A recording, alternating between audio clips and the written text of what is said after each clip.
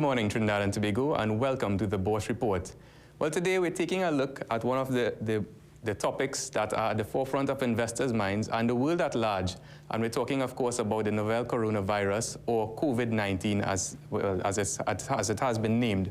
Now, it has had a significant impact on traveling, as well as the forecast for global economic activity, and that has been manifested to a large extent in the financial markets over the past week or so. Now, a little bit about the coronavirus, or COVID-19. Its origin, as we all know, or should know, it was in China. It is a highly infectious or high infection rate in terms of a virus, but it is a fairly low mortality rate compared to some other viruses of recent note. There have currently been just over 80,000 cases and over 2,900 deaths at this point. As a matter of fact, overnight that number climbed to just about 3,000. And safe to say, markets are reacting very negatively to the potential of a pandemic and its potential impact on global economic activity. As we can see, the S&P 500 or U.S. markets in general were down just around 11%. In the last week alone, the Dow Jones was also down just around 12%, as well as the Nasdaq and Russell 2000. Now, it's not just the U.S. that has been reacting negatively. Regionally traded exchange-traded funds, or ETFs, were all lower in the past week.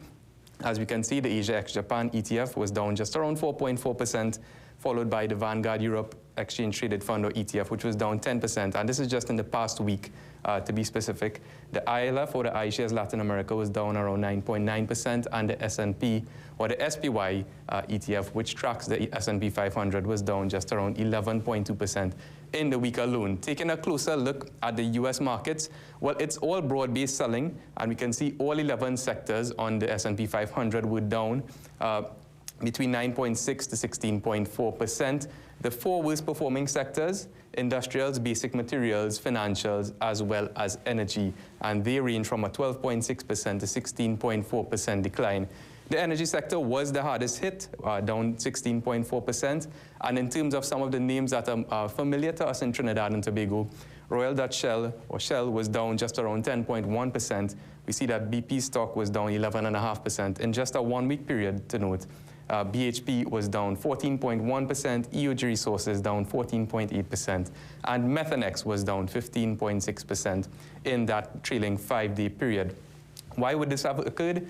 Well, if we take a look at energy markets, it seems as though investors are forecasting that energy demand will be lower because of lower economic activity, and we can see that manifesting. Natural gas prices were down to about $1.68 per MMBTU, a 11.4% decline, and West Texas crude was down to $44.76 per barrel, a 16.1% decline over the past week.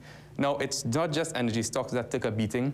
Week on week, some of the hardest hit sectors, or industries actually, included airlines and cruise line stocks, given some of the news that would have been coming out of passengers being quarantined and ships being turned away. And in this blue section here, we see airline stocks: Southwest, Delta, United Airlines, JetBlue, and American Airlines, ranging in declines over the past week from 18.3% to a whopping 31.5%. And the cruise lines were not spared. Carnival Corporation, Norwegian Cruise Lines, and Royal Caribbean were all down between 19.7% to 24.2% as well. So, not a very pretty picture right now being painted by investors.